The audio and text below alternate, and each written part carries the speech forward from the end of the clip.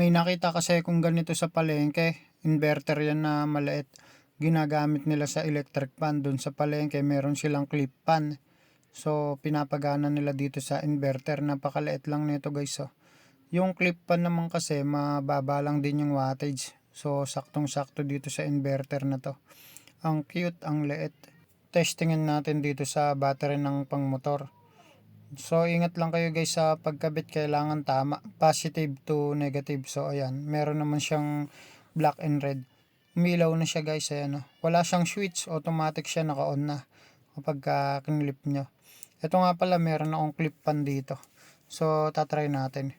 220 volts yung clip pan na to guys eh. Kaya kailangan pa rin ng inverter. On na natin guys, ayan. Ayan, gumana, amazing. Sarap, lamig. Naka number 1 lang yan guys, pwedeng i-number 2 yan. Mas mainam yung nakita ko sa palengke, ang gamit niyang battery 12x12 na champion. Eto guys, pwedeng gamitin sa laptop, nakalagay dito sa box, ayan o. Pero ako guys, hindi ko tatry, wala naman akong laptop eh. Mainam lang to talaga sa clip pan. Magandang gamitin to sa undas guys, kapag mainit sa undas. Dalhin nyo lang to, inverter, tsaka battery ng motor, tsaka clip pan.